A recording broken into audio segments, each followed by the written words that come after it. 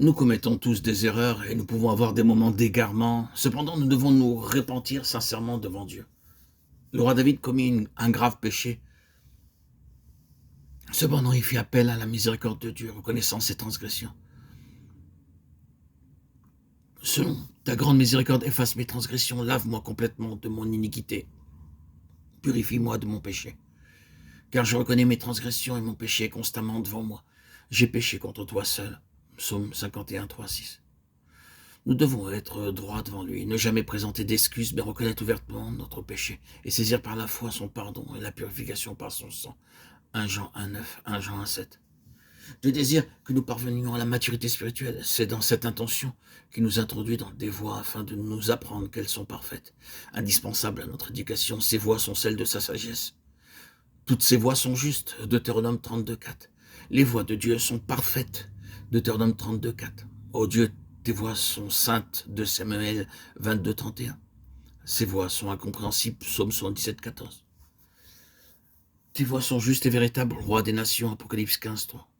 À moins de marcher dans ces voies, nous ne pouvons atteindre la maturité qui est l'état de fils et le trône, selon de ceux qui puissent rendre témoignage qu'ils sont disciplinés par les mains du Saint-Esprit à l'école de Dieu. Hébreux 12, 7 à 10.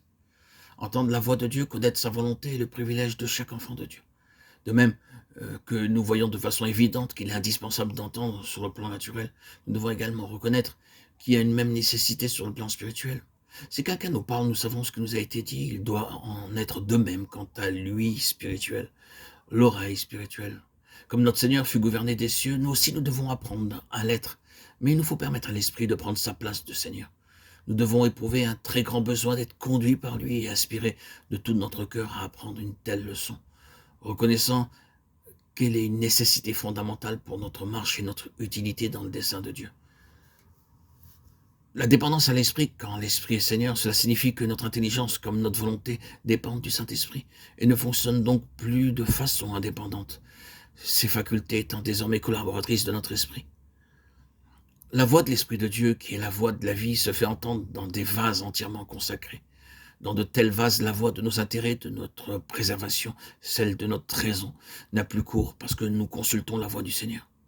Dans de tels vases, la volonté est constamment tournée vers celle de Dieu. C'est la marque de la maturité. Notre communion est avec le Père et avec son Fils, Jésus-Christ. 1 Jean 1, 3. Dieu a introduit sa vie en nous afin que par cette vie dispensée en nous par le Saint-Esprit, nous le connaissions. Dans notre communion, le Saint-Esprit nous apprend à parler au Seigneur, à nous décharger sur lui de nos fardeaux et soucis. Nous pouvons tout lui dire. C'est en lui parlant, en lui confiant ce qui est trop lourd pour nous, que nous sentons déchargés. C'est ainsi que le Seigneur peut lui aussi partager avec nous ses besoins, ses propres pensées. Nous sommes alors grandement fortifiés et encouragés.